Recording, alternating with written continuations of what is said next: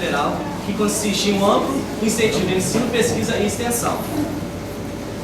Os grupos PETs, Psicologia, Licenciatura, Economia e Serviço Social estão debatendo essa atividade. Meu nome é João Paulo, faço parte do PET Serviço Social. Para dar início a essas atividades, chamamos o professor Renato Cartanholo, que é professor do Departamento de Economia, professor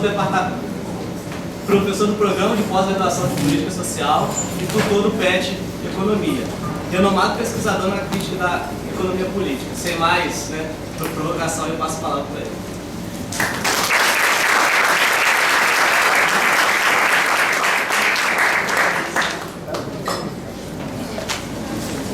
Boa noite a todas e a todos.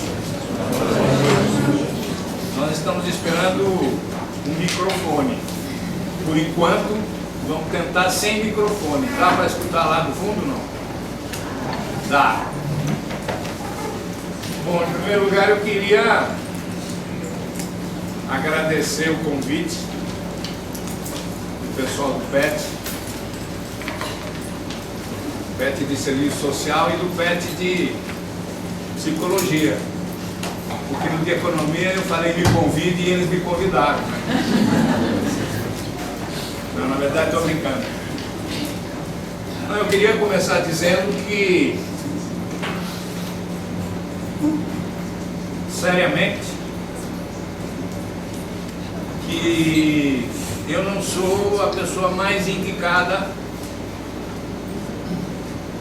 para esse tipo de palestra. Eu não sou uma pessoa que tenha um domínio, um amplo e profundo domínio da obra de Marx.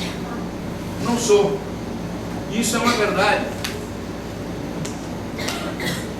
Nós temos no Brasil pessoas de altíssima qualidade nesse sentido. Em particular, semana passada, perdemos um dos maiores conhecedores de Marx do Brasil e de Gramsci, lamentavelmente, e que foi o Carlos Nelson Coutinho.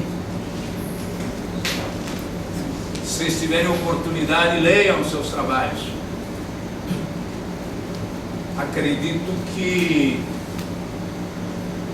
era um dos maiores conhecedores de Marx no Brasil.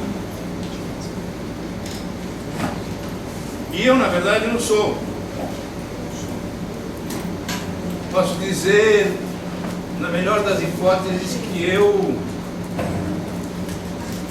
sou um conhecedor com alguma profundidade, não pequena, do Capital de Marx,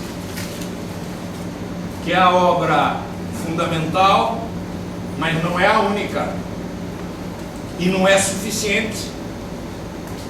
E é por isso então que eu digo a vocês que eu não sou a melhor pessoa para fazer uma palestra como essa. De todas maneiras, eu vou fazer um esforço. Fico muito satisfeito, muito contente de ver uma plateia tão grande como essa. Não esperava. E isso me dá uma responsabilidade maior ainda. E eu começaria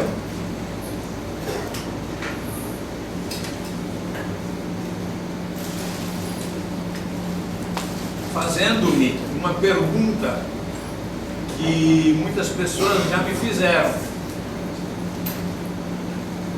e que é se eu sou marxista, e se a resposta é positiva, por que sou marxista?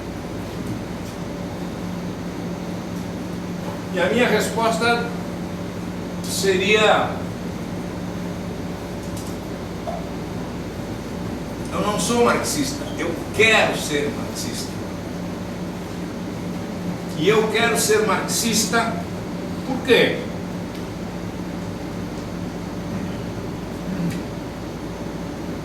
Por ser radical, por ser sectário, autoritário, antissocial, anti-humanista, por ser comedor de criancinhas,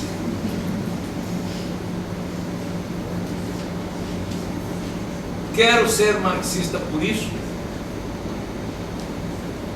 Justamente o contrário.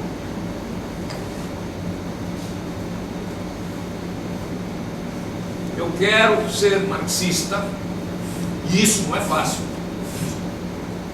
porque implica um domínio muito grande da obra de Marx, que eu não tenho, que eu gostaria de ter, que eu quero ter.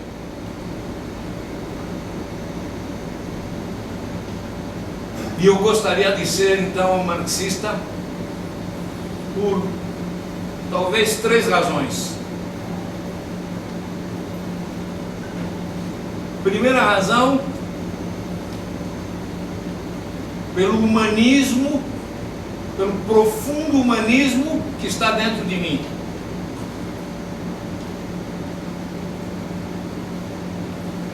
E muito sincero. E a origem desse humanismo, embora hoje eu não seja religioso e seja ateu, a origem desse humanismo é, sem dúvida nenhuma, o cristianismo.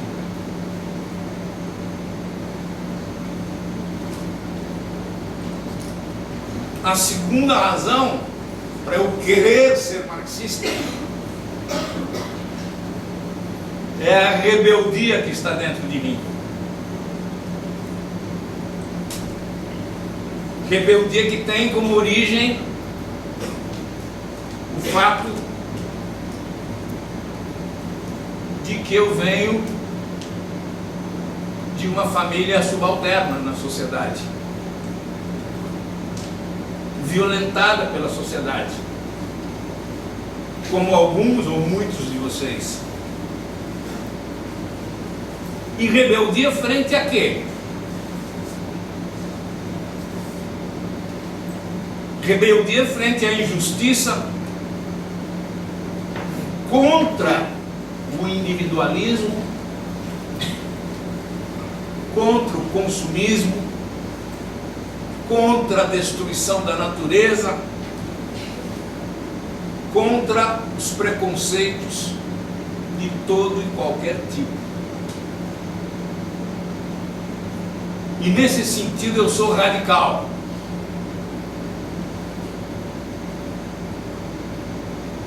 Eu sou radicalmente contra a injustiça. E isso me faz querer ser marxista. E depois vou explicar por quê. E finalmente, a terceira razão,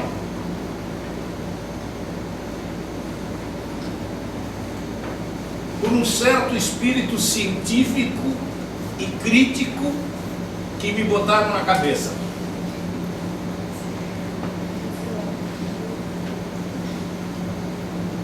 Eu tive a sorte de encontrar esse espírito crítico na minha família, humilde e subalterna,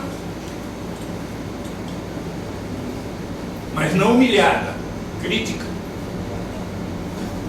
E a sorte de haver tido alguns bons professores e professoras do ensino médio que me despertaram para esse espírito crítico.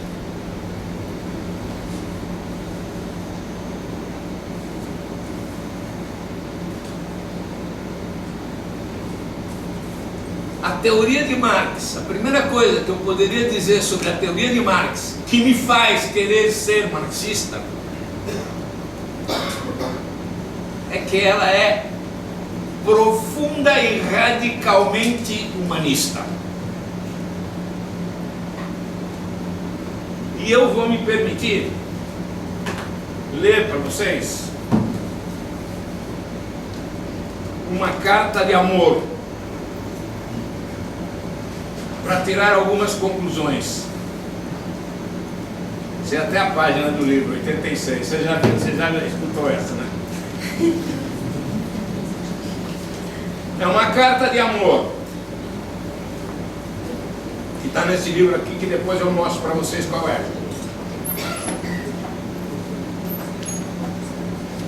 o autor faz uma suposição. Diz ele: suponhamos que produzimos como seres humanos, como verdadeiros seres humanos. É uma suposição. Não é o que acontece na realidade. Suponhamos que produzimos como verdadeiros seres humanos. Cada um de nós se afirmaria duplamente em sua produção, em relação a si próprio e ao outro. Primeiro, em minha produção, o que eu produzo, na minha produção, eu realizaria minha individualidade, minha particularidade, trabalhando, experimento a alegria de manifestar a individualidade de minha vida. Ele está fazendo uma suposição, supondo o quê? Que produzimos como verdadeiros seres humanos e não como acontece na realidade. Experimento a alegria de manifestar a individualidade da minha vida e, contemplando o objeto produzido que eu fiz, alegro-me ao reconhecer minha própria pessoa como um potencial que se realizou, como algo visível, tangível, objetivo. 2. O uso que você faça do que eu produzi e o prazer que obtenha dar-me-ia a alegria espiritual de satisfazer, através do meu trabalho, uma necessidade humana, de contribuir para a realização da natureza humana e de aportar a você o que lhe é necessário. 3. Eu teria a consciência de atuar como mediador entre você e o gênero humano, de ser experimentado e reconhecido por você como um complemento do seu próprio ser. Vou repetir.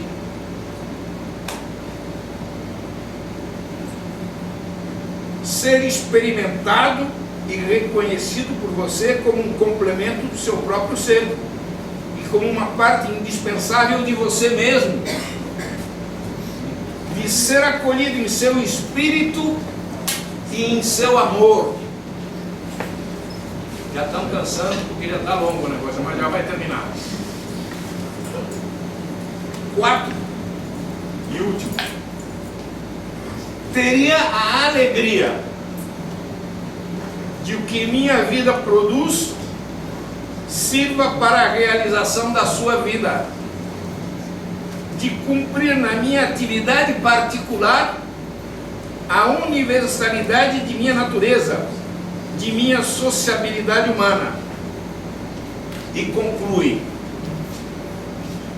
anotem e não esqueçam, nossas produções seriam como espelhos em que nossos seres se irradiam um ao outro. Isso não é uma carta de amor? Isso é o quê? Uma declaração de guerra. Isso é uma declaração de profundo amor, de radical amor. A quem? A quem? A humanidade.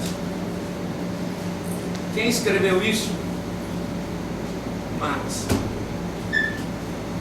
Marx escreveu isso na Miséria da Filosofia. Desculpe, nos cadernos, como é que chama? Dos manuscritos econômicos e filosóficos. Estou tão emocionado com a que já nem me lembro de onde tirei esse negócio. Aqui está o humanismo. Aqui está o humanismo. O que Marx quer dizer aqui? Com isso ele quer dizer muitas coisas.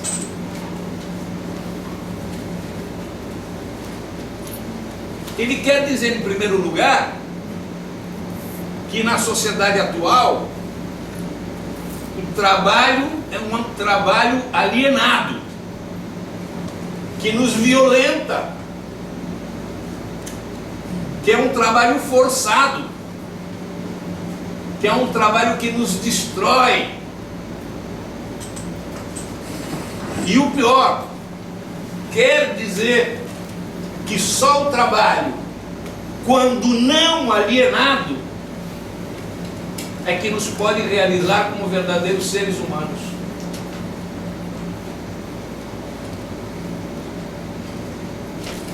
Há uma discussão importante dentro do marxismo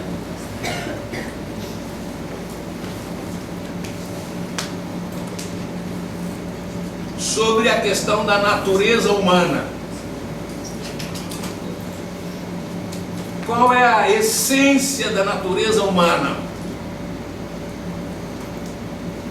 E muitos autores vão dizer,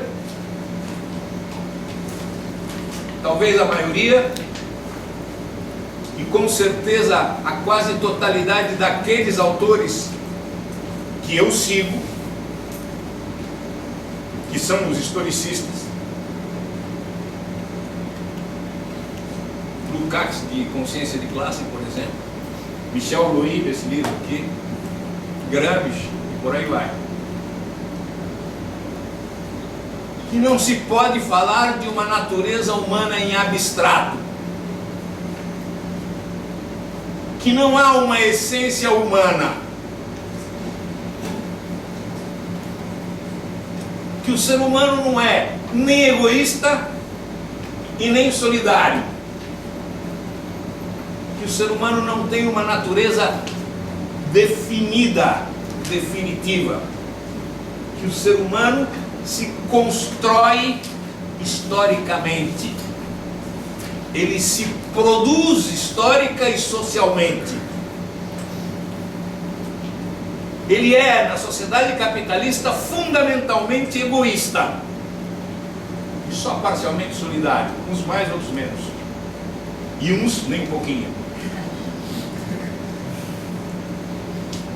Mas ele é egoísta na sociedade capitalista porque a forma de sociedade que ele organizou o fez egoísta, não é por sua natureza. O ser humano se constrói historicamente. Ele é egoísta hoje, mas ele pode deixar de ser. E eu não concordo muito com essa ideia dos meus gurus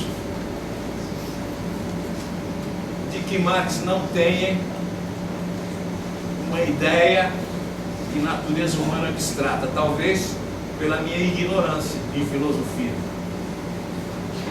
Mas enfim, é o que eu penso. Marx, é uma coisa que eu vou dizer depois, não é catecismo, não é Bíblia. Ninguém é obrigado a pensar do jeito que ele pensa ou do jeito que ninguém pensa. Eu penso do jeito que eu quero. E quero ser marxista. E em parte eu acho que eu sou. Eu digo assim: uma natureza abstrata humana que faz do ser humano algo diferente dos outros seres orgânicos. Talvez vocês cheguem a concordar comigo. Para que o homem seja capaz de construir-se historicamente, dependendo da sua ação, ele, a diferença dos animais, precisa ter a capacidade de dizer não ao que ele é hoje. Um leão não pode dizer não quero ser leão, porque ele vai continuar sendo leão. O ser humano pode dizer eu não quero ser o ser humano que eu sou hoje, eu quero ser diferente. E isso é da natureza humana. Um leão pode dizer, não pode dizer eu quero destruir a natureza. O ser humano pode dizer eu quero destruir a natureza e o está fazendo. Mas o ser humano também pode dizer eu quero preservar a natureza e pode fazer. O ser humano tem uma capacidade que os animais não têm, não possuem, e que é a capacidade de dizer não. De dizer não.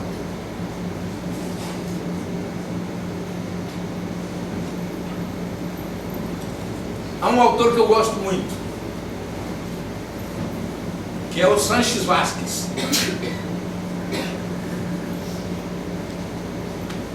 Naquele livro, deixa eu ver se eu me lembro, como é que é? Filosofia da Praxis, se não me engano. Ele diz: encontrar uma natureza humana em abstrato em Marx é puramente metafísico. O que eu vejo na sociedade atual e nas sociedades anteriores, o ser humano é egoísta e vai se construindo, vai se modificando. Não vejo mais do que isso. Eu não vejo no ser humano a negação desse egoísmo. Diz o Sanches Vasquez: eu vou matar. Espera um pouquinho. O ser humano não tem a capacidade de dizer não ao egoísmo. Não tem a capacidade de dizer não ao trabalho alienado. Vejamos o trabalho alienado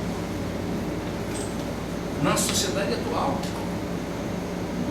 Dependendo da ocupação do indivíduo, cada um tem capacidade maior ou menor de dizer não à alienação do trabalho. Por mais simples que seja a ocupação, sempre há a oportunidade de dizer não à alienação. O exemplo que eu dou é o pedreiro, que realiza um trabalho alienado, mal pago, desprezado pela sociedade. E, no entanto, voltando a esse texto de Marx, quando ele realiza uma obra bonita, ele se realiza vendo a obra feita, ele está negando, em parte, a alienação do trabalho. Se eu observo o trabalho no mundo capitalista hoje, qualquer trabalho, eu vejo alienação. Mas eu vejo subordinada à alienação a rebeldia humana. Em alguns mais, em outros menos. Nos artistas, muito mais. Nos poetas, muito mais. Subordinado à alienação. Tem que vender o meu produto.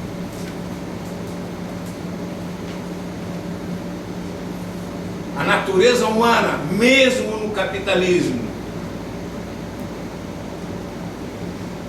ela é egoísta, mas há um conteúdo de não egoísmo, sempre.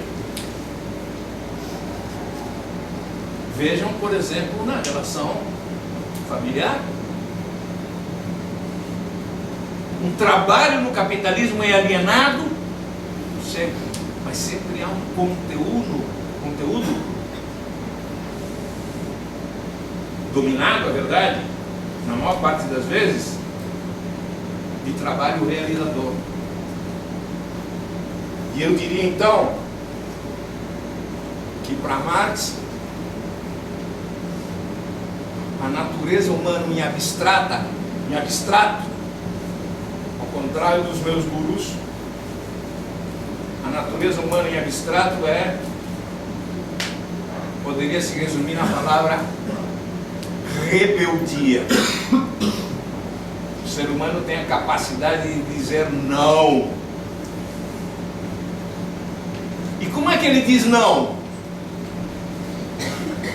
Qual é o mecanismo através do qual o ser humano pode dizer não?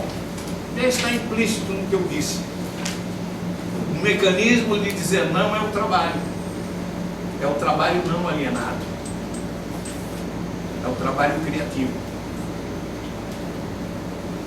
O trabalho criativo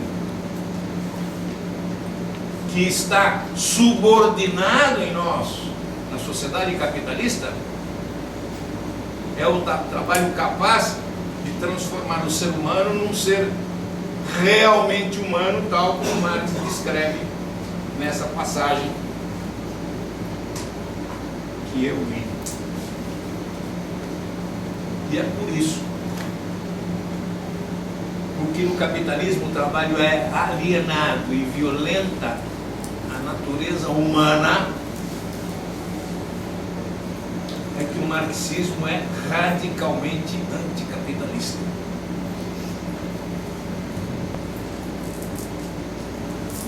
Não pode ter contemplações. Não há meio termo. É necessário destruir o capitalismo.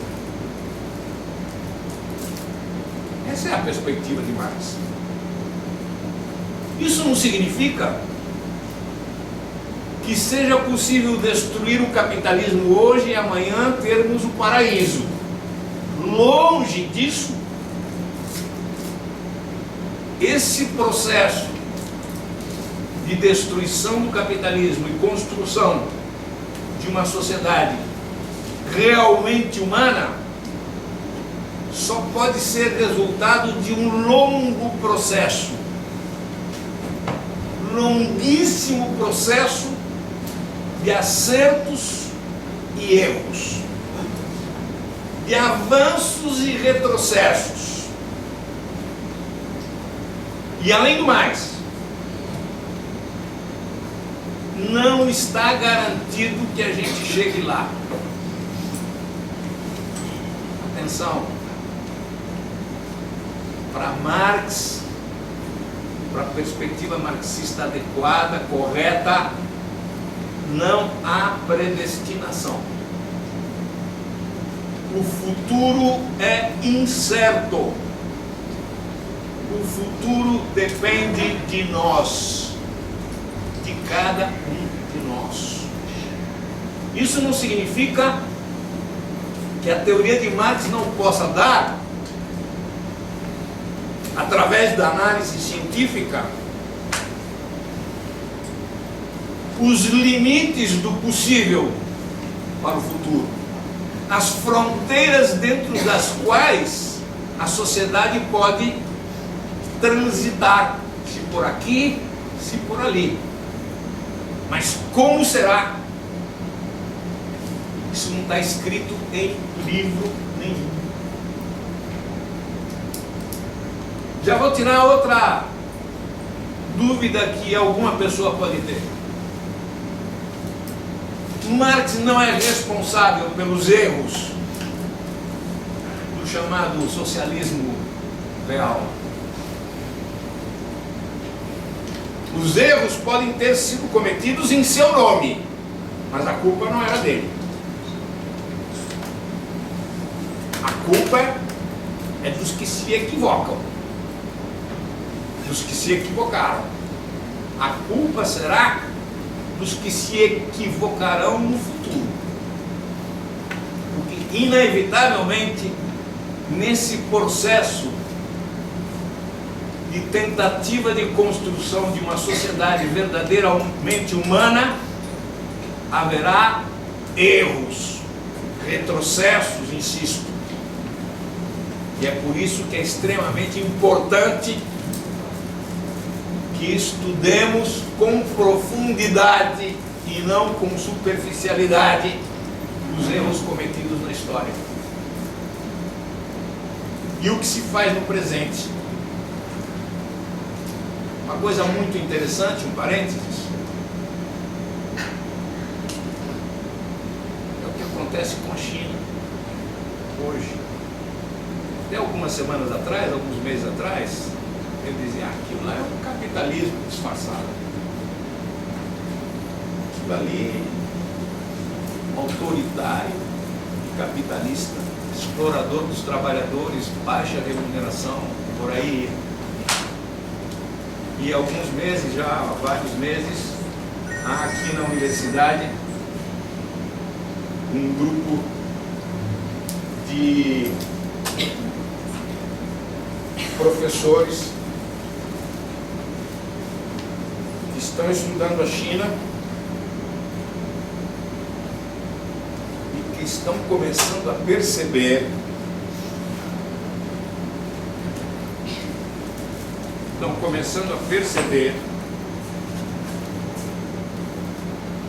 que a China é algo muito mais complexo do que nós imaginamos.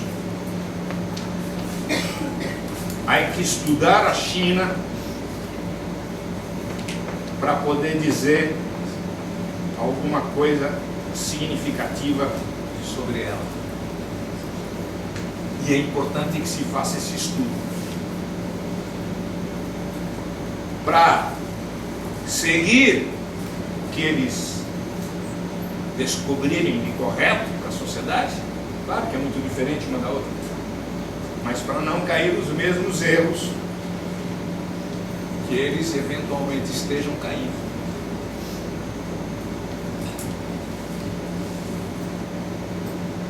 Marx pouco falou do futuro.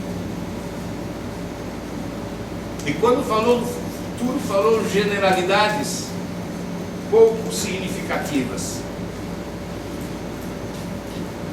Justamente por isso. Mas eu queria voltar ao meu raciocínio anterior.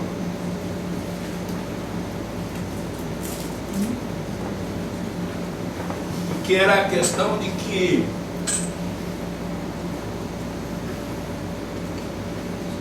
Marx, por ser um humanista radical e um anticapitalista radical, é um autor extremamente odiado.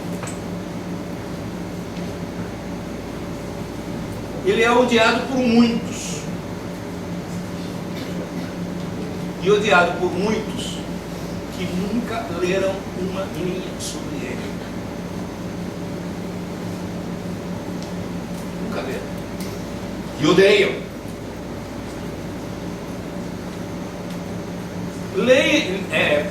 Chegaram a ler algumas coisas sobre Marx e de intérpretes. E a partir daí odeiam Marx. E provavelmente esses intérpretes tampouco leram Marx. Leram outros intérpretes. Aliás, eu diria, é muito mais fácil odiar Marx que ler.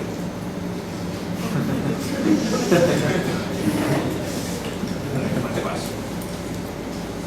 Dá menos trabalho. Basta ler meia dúzia de coisinhas e sair repetindo por aí. Aliás, não precisa nem ler. Basta ter a CNN em espanhol, CNN em inglês, a Globo News e a Globo aberta. Não precisa mais do que isso. E escutar o Manhattan, como é que chama aquele programa? Connection. Você assiste toda semana. Diogo Mainardi. Mas eu diria que há razão em odiar Marx. Há razão em odiar Marx, porque como ele é radicalmente anticapitalista, sua teoria é uma teoria que afeta os interesses dos setores privilegiados da sociedade. E há essa intuição. Por mais que não leiam Marx, sabem que Marx é anticapitalista. E o ódio é legítimo. Não leem, mas odeiam. Mas há outros que também são problemáticos. É justamente o contrário. Aqueles que amam Marx e nunca leram.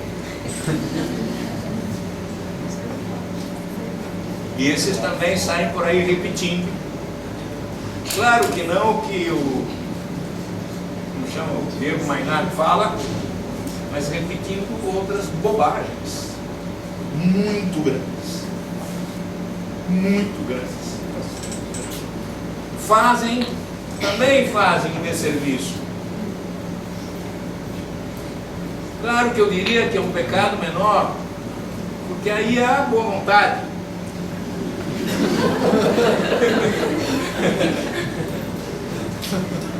Não, é verdade. Digamos, pessoas que, como eu, vêm de família subalterna na sociedade, com uma certa rebeldia, tem uma tendência a se aproximar da perspectiva crítica de Marx. E eu me aproximei dessa maneira, ao lado, como disse, do cristianismo e o que eu li não foi Marx. O que eu li foi uma deformação de Marx. E eu só fui descobrir Marx muito tempo depois. E falei muita bobagem. E devo estar falando bobagem aqui também, hein? Mas enfim, essa bobagem que eu estou falando aqui ainda não descobri que é bobagem, pelo menos isso, né? Então é um segundo grupo de pessoas que amam e nunca leram. Há um terceiro grupo que nem sabe que Marx existe, nunca ouviu falar, né? Nunca ouviu falar.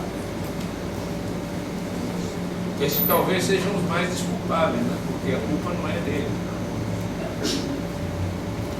E um quarto grupo, que é daqueles que querem estudar Marx com profundidade para poder entender a sociedade que nós vivemos atualmente. Que querem estudá-lo para entender os problemas que nós sofremos hoje. Que querem estudá-lo não como um catecismo, não como uma Bíblia,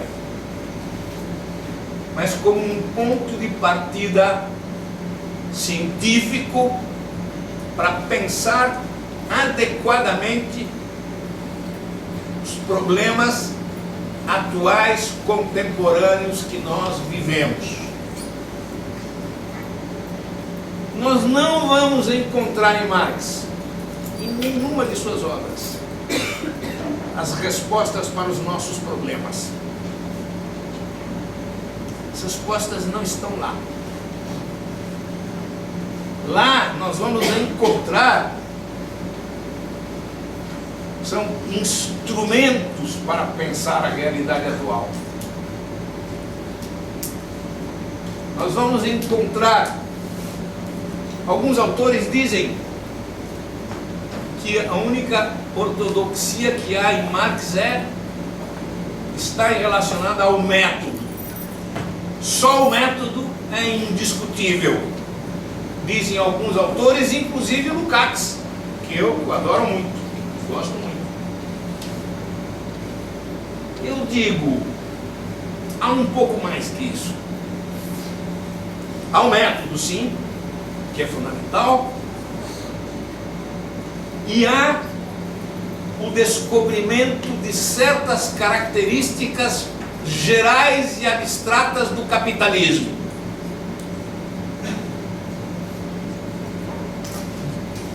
entre outras coisas, mas fundamentalmente isso. Capitalismo esse que continuamos a sofrer, só que é um capitalismo diferente.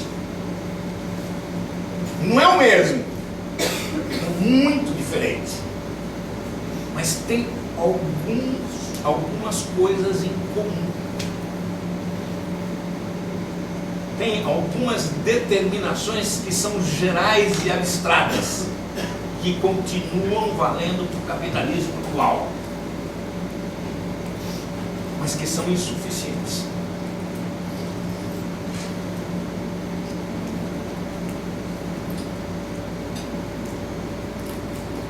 Uma coisa fundamental.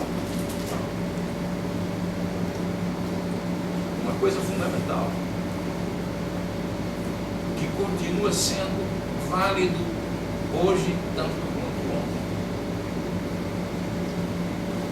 Qual é a origem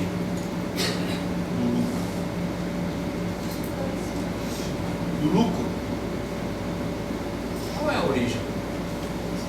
Qual é a origem da riqueza?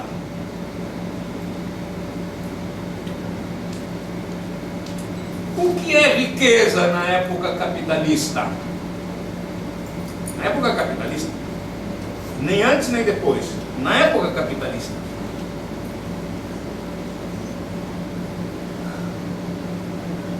a riqueza, vejam que coisa interessante, na época capitalista está formada pelos bens materiais que nos cercam. Resposta: sim e não. E eu diria fundamentalmente não. A riqueza na etapa capitalista do século XIX, do século XX, do XXI e que Deus não queira do 22, para dar risada. Obrigado. Até perdi o que eu ia falar. Riqueza na época capitalista. Século XIX. É uma relação social de domínio sobre seres humanos. Ser rico na sociedade capitalista é ter domínio sobre seres humanos, sobre o trabalho dos seres humanos, sobre o produto dos seres humanos. Isso é ser rico. E essa riqueza se expressa vulgarmente com dinheiro. Com dinheiro eu compro tudo. Há uma passagem de Marx também nos manuscritos que eu devia ter trazido, que é fantástica. Alguém deve se lembrar aqui. Se tenho dinheiro, sou capaz de não sei o que. Lembram dessa passagem? Fantástica. Devia ter trazido. A riqueza econômica tem, não só no capitalismo, antes do capitalismo e no capitalismo, tem duas origens. Riqueza econômica, material, a natureza e o trabalho. Isso é definitivo. Trabalho, entendido como transformação da natureza, como adaptação da natureza às necessidades humanas.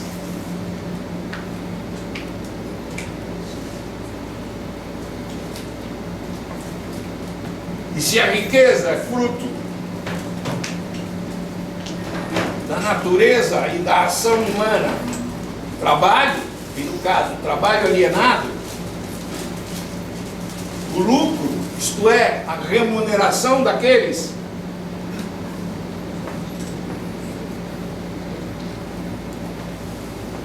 que não trabalham, só pode ter origem do trabalho dos outros. Conceito de exploração. Conceito de exploração.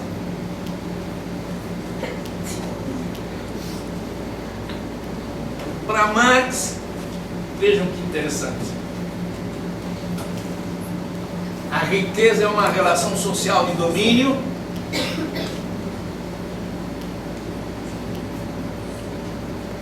e a relação salarial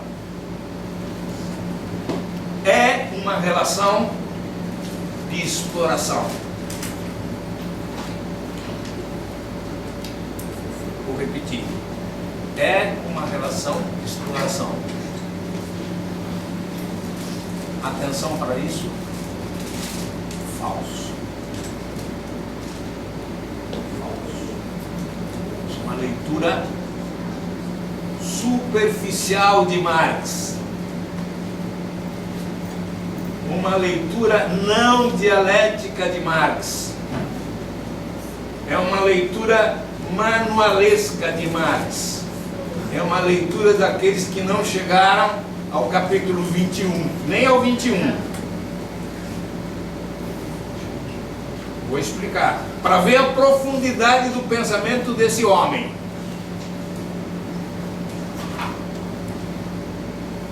Observemos a relação salarial do ponto de vista do ato individual e isolado.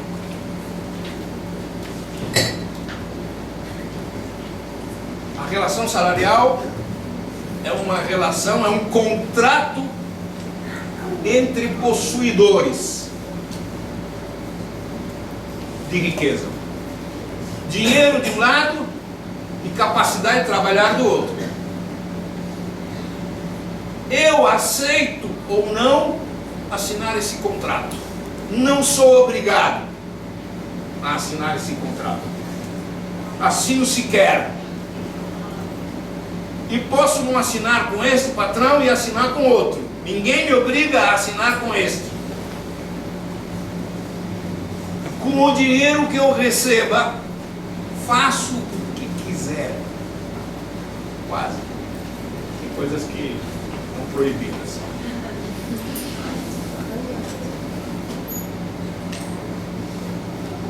Há uma relação há um contrato entre iguais. Não é uma relação de exploração. Eu sou proprietário de dinheiro, uma riqueza, você é proprietário da capacidade de trabalhar e nós fazemos uma troca. E se o pagamento que ele oferecer for um pagamento justo, onde está a exploração? Em nenhum lugar. Esse é o ponto de vista do ato individual e isolado, da relação entre duas pessoas.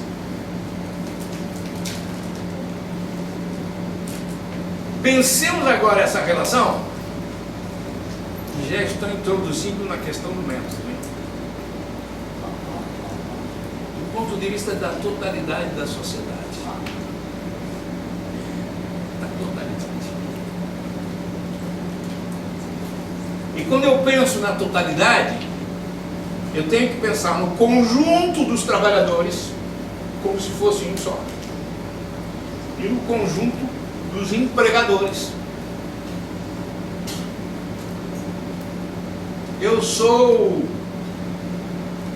pedreiro.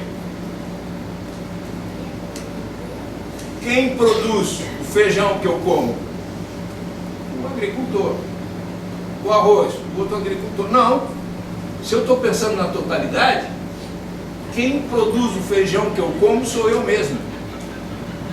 Porque eu estou pensando no conjunto. Se eu pergunto quem produz o arroz, sou eu mesmo. Muito bem. Na relação salarial, vista do ponto de vista da totalidade, o empresário me paga o meu salário com o que eu produzi ontem. Se a riqueza é produto do trabalho e da natureza, e não do capital,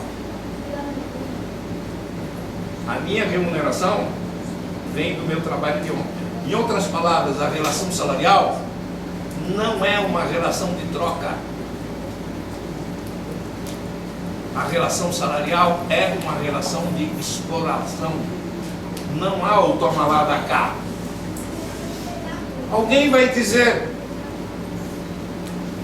bom, mas você está partindo da ideia de que a riqueza é produto do trabalho. É verdade. Quem quiser partir da ideia de que a riqueza é outra coisa, que parta para outra concepção. Não é obrigado a acreditar em Marx. Mas tem que abandonar a ideia de que a riqueza é produto do trabalho. Tem que pensar que a riqueza é outra coisa. Fecha o parênteses. Mas vejam que interessante. Para Marx, a relação salarial, ela é e não é uma relação de exploração. Não é o que dizem os manuais. Vejam como a teoria de Marx não é uma teoria tão simples assim. Bom, mas afinal de contas,